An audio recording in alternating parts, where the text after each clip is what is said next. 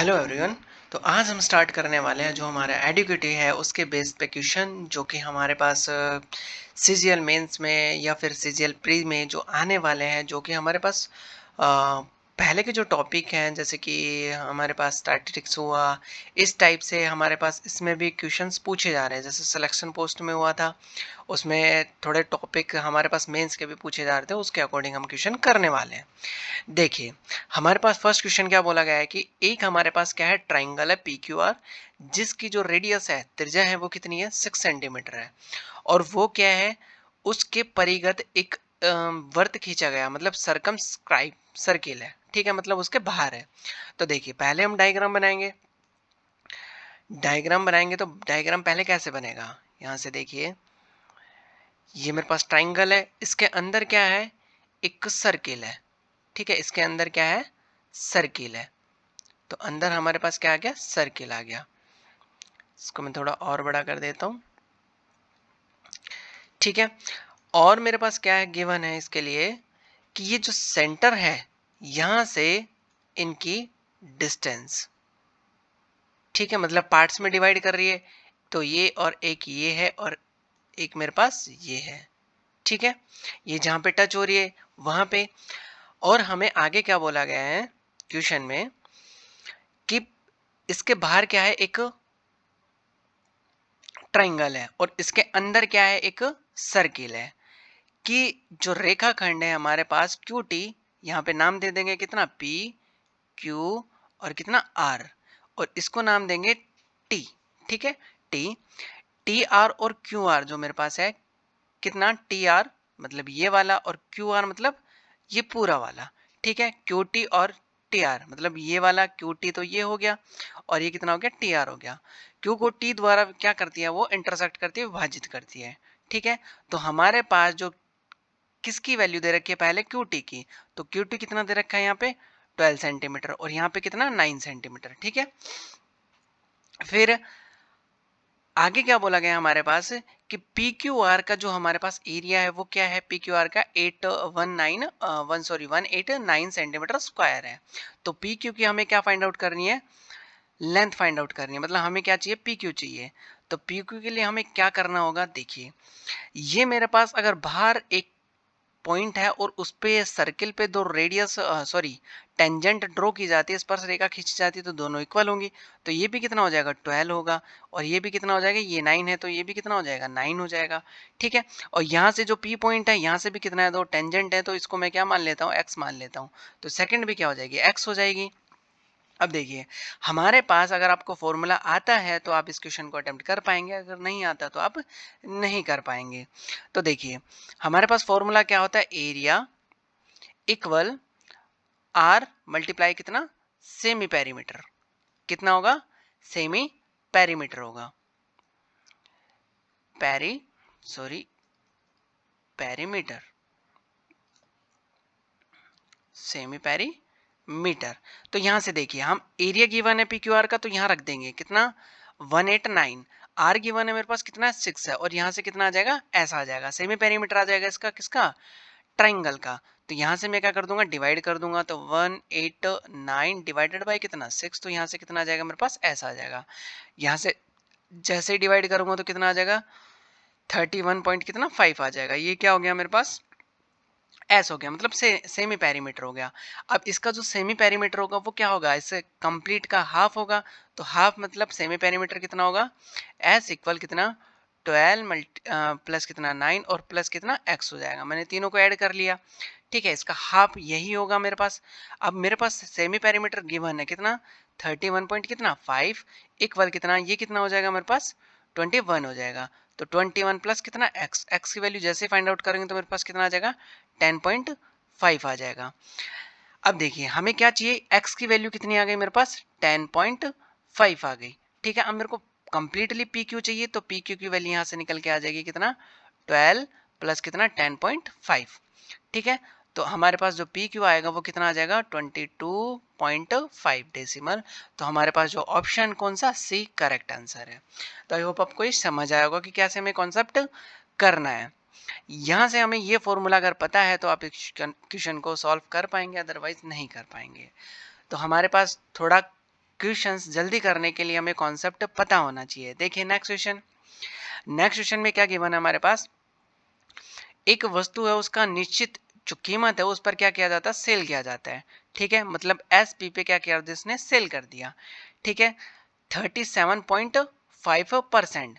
तो इसका जैसे मेरे पास रेशियो मतलब फ्रैक्शन जो होगा वो कितना होगा, 3 अपॉन कितना 8। यहाँ से इसका फ्रैक्शन कितना निकल गया, 3/8 निकल के आ जाएगा।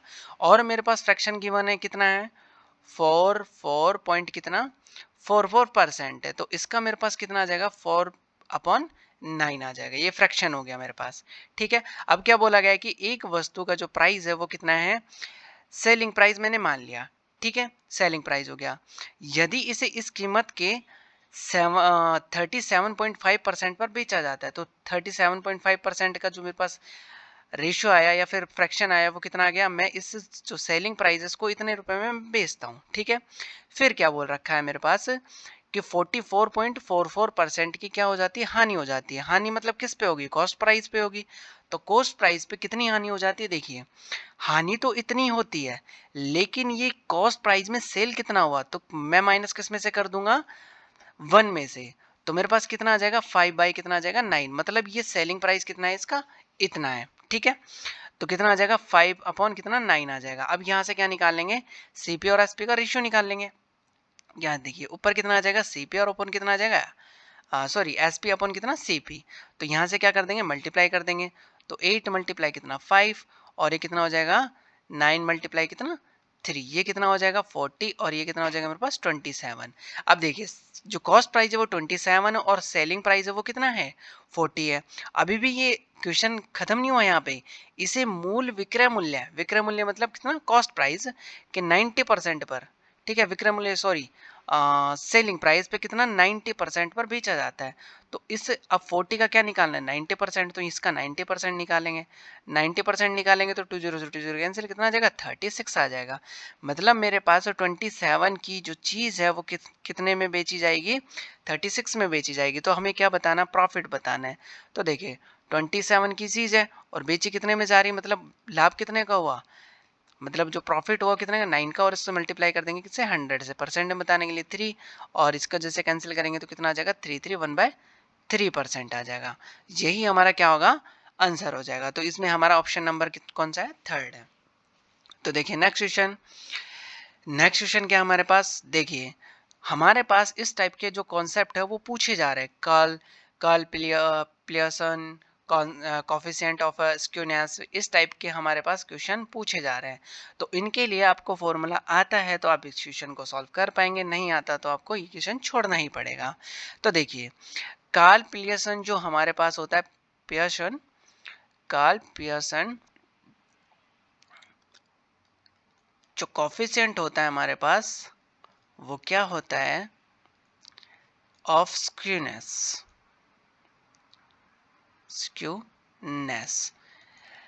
इसका जो कोफिशिएंट होता है मेरे पास क्या होता है, मीन माइनस कितना मॉड और अपॉन में कितना स्टैंडर्ड डेविएशन, क्या होगा स्टैंडर्ड डेविएशन, स्टैंडर्ड डेविएशन। ठीक है, तो आप लोग समझ पाए होंगे। अगर आपको ये कॉन्सेप्ट आता है तो आप क्वेश्चन को कर पाएंगे, नहीं आता तो इस क्वेश्चन को छोड़ना ही पड़ेगा। यहां से देखिए अब हमें क्या क्या गिवन है, देखिए मानक विचलन मतलब क्या होगा, स्टैंडर्ड डेविएशन होगा। ये हमारे पास क्या दे रखा है, कार्ल पियर्सन का क्या दे रखा है, हमें कोफिशिएंट दे रखा है। तो यहाँ पे मैं वैल्यू पुट करूंगा कितना 0.32 इक्वल मीन हमारे पास कितना गिवन है 29 पॉइंट कितना 6, और हमें क्या चाहिए, मॉड हमें फाइंड आउट करना है। देखो मॉड फाइंड आउट करना है और स्टैंडर्ड डेविएशन कितना दे रखा है मेरे को 6.5 दे रखा है। अब इसका क्या करेंगे, हम मल्टीप्लाई कर देंगे।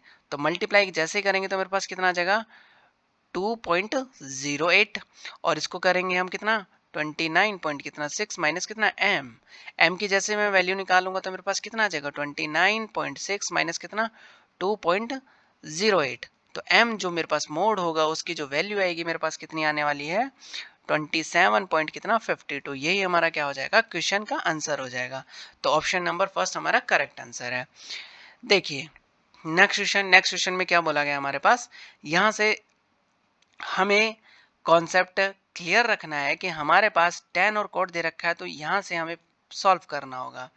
यहाँ से देखिए 1 कॉसेक है, कोसेक है, तो 1 क्या लिख सकते हैं हम, साइन लिख सकते हैं। साइन थीटा माइनस कितना है, साइन थीटा है, ठीक है। ये ब्रैकेट में 1 कितना, कॉस थीटा लिख सकते हैं। कॉस थीटा ऑलरेडी है, ठीक है। यहाँ से अगर मैं एलसीएम लेके सॉल्व करना चाहूँगा तो 1 माइनस कितना हो जाएगा, साइन स्क्वायर हो जाएगा, तो साइन स्क्वायर हो गया, ठीक है। और अपॉन में कितना, साइन थीटा हो गया, ठीक है। और ये भी कितना हो गया, 1 माइनस कितना, कॉस स्क्वायर थीटा, और अपॉन में कितना, कॉस थीटा। यहाँ से अगर मैं लिखना चाहूँ तो मैं क्या करूँगा, कॉस स्क्वायर थीटा अपॉन में कितना, sine theta, multiply sine square theta upon में कितना, कॉस थीटा।